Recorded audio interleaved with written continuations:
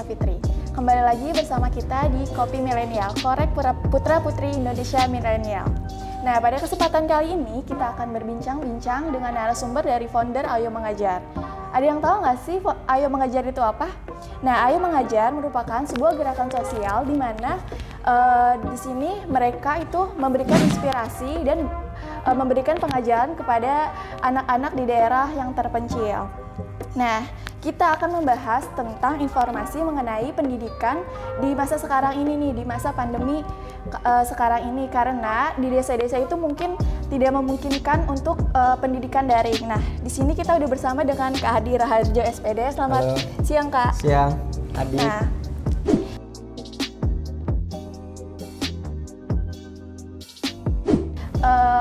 sebelum kita ke penjelasan tentang ini, kenapa sih kakak mau bergabung di Ayo Mengajar dan udah berapa lama kakak terjun menjadi volunteer di Ayo Mengajar? Oke, selamat siang ya, siang menjelang sore kali, belum sore. Ya, sebelumnya tentang Ayo Mengajar sendiri sebenarnya kenapa saya akhirnya harus terjun ke Ayo Mengajar. Ayo Mengajar ini sebetulnya bermula di tahun 2017. Jadi pada tahun 2017 itu sebenarnya Ayo Mengajar itu bukan sebuah gerakan semacam ini, tapi hanya sebuah program, gitu, sebuah program kerja dari BEM. Nah, saat itu Ayo Mengajar ini namanya bukan Ayo Mengajar Indonesia, tapi Gerakan Ayo Mengajar. Nah, Gerakan Ayo Mengajar ini cuma program dari BEM FITK yang kemudian di tahun berikutnya, di tahun 2018 itu dikembangkan gitu. Jadi di tahun 2017 itu menjadi program BEM FITK. Nah, selanjutnya dari 2018 itu dikembangkan menjadi sebuah gerakan gitu. Seperti itu. Dan kebetulan saya sendiri sebagai inisiator di Gerakan Ayo Mengajar ini, dan ada beberapa teman-teman lainnya juga yang terlibat di sini gitu. Oh ya.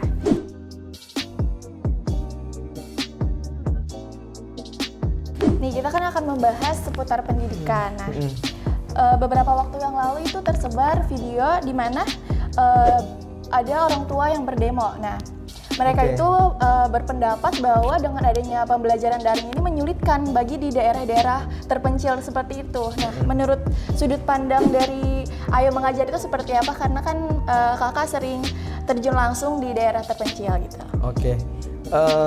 Memang permasalahan daring ini itu jadi permasalahan yang sangat familiar kayak gitu.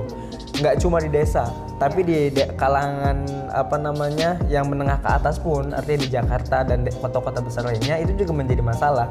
Kenapa? Karena mereka harus mengeluarkan banyak kuota gitu kan, satu. Nah, apalagi untuk di desa atau di daerah-daerah yang 3T begitu. Jangankan untuk kuota, untuk akses internetnya aja mereka belum ada gitu. Dan tools untuk akses internetnya juga belum ada, handphone, laptop dan sebagainya mereka belum punya gitu. Nah, artinya memang ini sangat problematik gitu ya. Tapi ya kita juga nggak bisa menyalahkan sebuah kondisi gitu kan. Ini kan kondisi yang kita nggak pernah inginkan, kondisi pandemi seperti ini kan. Yang harus kita lakukan adalah kan mencari solusi yang terbaik, kira-kira apa begitu. Nah, dari pembelajaran secara online atau daring ini menjadi solusi pertama ya untuk pembelajaran. Nah, memang ini nggak efektif ya, nggak begitu efektif lah gitu untuk beberapa siswa dan guru gitu. Tapi ini bisa menjadi solusi sementara gitu sampai pandemi ini selesai gitu. Jadi ya memang kalau dibilang ini masalah atau enggak ya masalah gitu. Daring ini menjadi efektif atau enggak ya sebagian orang bilang iya, sebagian juga enggak. Kenapa? Karena tadi yang sudah saya sebutkan ada tools-tools yang memang belum dimiliki ya kan, dan juga kalaupun punya alatnya, punya toolsnya segala macamnya juga keberatan karena harus mengeluarkan pulsa untuk beli kuota kan gitu. Nah, seperti itu sih kira-kira. Ya, jadi kurang memungkinkan lah ya. Kurang memungkinkan. Makanya sebetulnya Kemendikbud sendiri itu dari Kemendikbud itu sudah mengeluarkan surat edaran kan, surat edaran nomor 3 tahun 2020 itu tentang pencegahan COVID di lingkungan sekolah. Nah itu sudah menjelaskan di situ bagaimana dana BOS itu bisa digunakan untuk keperluan COVID gitu, entah buat beli hand sanitizer, atau beli masker atau apapun, atau bahkan pulsa sekalipun, pulsa untuk gurunya dan siswanya bisa sebetulnya digunakan untuk itu dana BOS itu. Nah ya sementara ini itu yang solusi yang sudah diberikan oleh kementerian, oleh pemerintah gitu, dan pasti kontroversi gitu ya, tapi ya bagaimanapun juga kita patut apresiasi dorongan atau kebijakan yang sudah dikeluarkan oleh pemerintah tersebut gitu.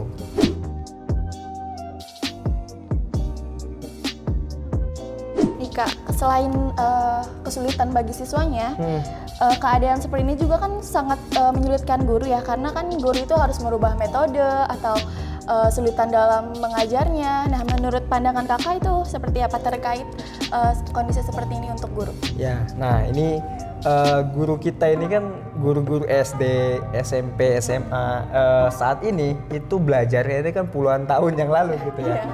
Artinya metode atau cara pandang yang mereka gunakan adalah ya cara pandang puluhan tahun yang lalu gitu, bukan hari ini ataupun masa depan. Iya, bukan yang modern lah. Bukan ya. yang modern gitu. Artinya pasti banyak kesulitan. Nah, buat mereka yang guru-guru muda itu mungkin nggak ada kesulitan karena mereka sudah terbiasa gitu. Makanya ini juga jadi PR gitu ya untuk kita semua lah, nggak cuma pemerintah. Menurut saya ini PR untuk kita juga yang aktif di dunia pendidikan. Bagaimana kita bisa meningkatkan kompetensi literasi digital literasi si gurunya, bisa mengoperasikan Zoom misalnya, terus bisa membuat konten belajar secara online gitu dan sebagainya. Ini juga jadi tantangan baru ya, makanya sebagian orang, sebagian pengamat pendidikan lah bilang gitu bahwa adanya pandemi ini menjadi dorongan buat para guru untuk bersikap kreatif gitu.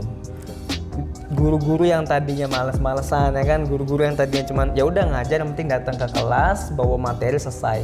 Tapi dengan adanya seperti ini ada dorongan buat mereka untuk membuat sebuah materi itu jadi lebih kreatif gitu. Ada tuntutan lah. Tuntutan ya. Gitu kan, memang orang Indonesia kan harus dituntut dulu baru berkembang. Baru berkembang gitu. Nah makanya ada tuh saya pernah ngobrol dengan salah satu aktivis sosial juga, dan dia juga dari bidang pendidikan.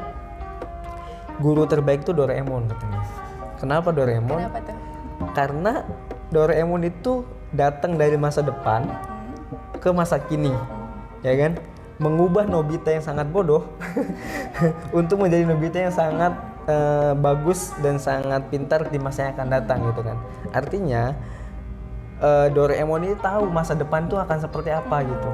Nah, guru juga harus seperti itu. Guru juga harus tahu masa depan itu bakal seperti apa, sehingga dia mendidik siswa hari ini itu untuk mempersiapkan di masa yang akan datang. Kayak gitu. Makanya iya juga gitu ya, ternyata Doraemon tuh guru terbaik. Benar-benar.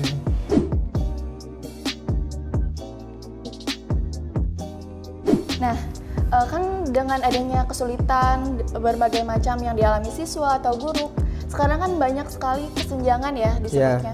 Nah, kayak misalkan pusat perbelanjaan udah mulai dibuka, mall udah mulai dibuka, perkantoran.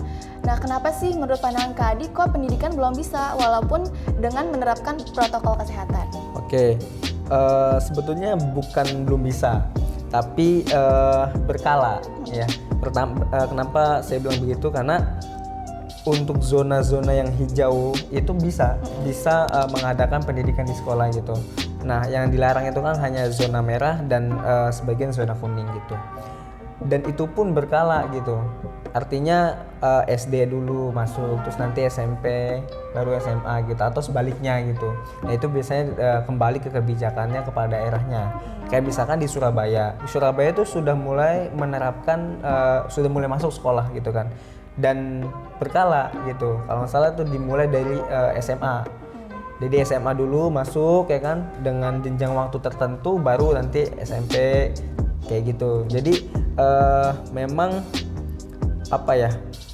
Ya kalau bisa dibilang cukup rentan juga sekolah gitu kan, karena apalagi misalkan anak-anak belum ngerti gitu kan, walaupun diterapkan protokol kesehatan misalkan, namanya anak SD ya kan, ya nggak mungkin dia nggak bergerumbul dengan teman-teman dan sebagainya gitu kan, itu jauh lebih rentan gitu. Makanya apa ya, kebijakan untuk menunda ya kan, menunda datang ke sekolah itu ya apa ya, cukup tepat gitu menurut saya gitu kan.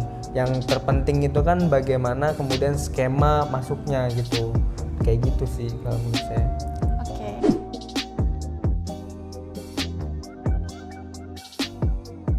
Nah terus nih Kak, apa sih yang dilakukan Ayo Mengajar di saat pandemi ini? Apakah terus berkontribusi di pendidikan atau sementara dihentikan terlebih dahulu? Ya, untuk aktivitas utama ya kita biasanya kan ngirim relawan tuh ke daerah-daerah pelosok gitu kan. Nah untuk di tahun ini karena pandemi ini tuh kita merubah apa ya, bukan merubah sih, jadi aktivitas utamanya kita stop dulu, tapi kita menggunakan aktivitas lainnya, yaitu kita membuat konten-konten belajar. Nah sekarang ini alhamdulillah sudah berjalan.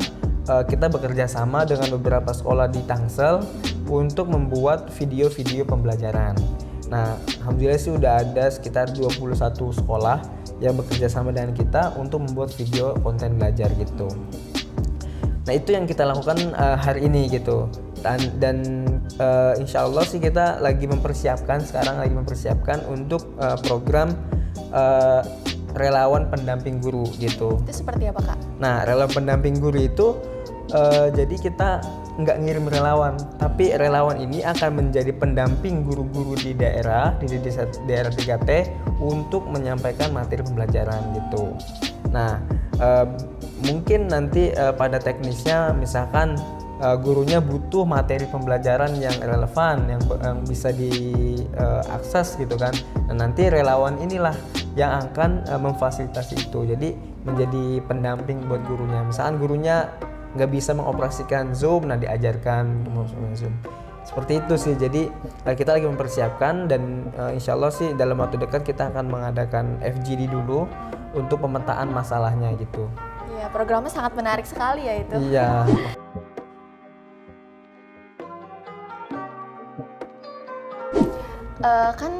Sekarang tuh pendidikan kan sangat berpengaruh gitu ya untuk masa depan. Nah, tapi di kondisi sekarang ini anak-anak yang di kota pun kayak kurang bersyukur, padahal dia fasilitasnya lebih memadai dibanding yang di daerah terpencil. Nah, bisa nggak kakak memberikan motivasi untuk teman-teman pelajar agar bisa lebih semangat dalam belajarnya? Karena kan di desa itu anak-anaknya kekurangan fasilitas, tapi mereka semangatnya malah cukup lebih besar ya kan? Seperti itu.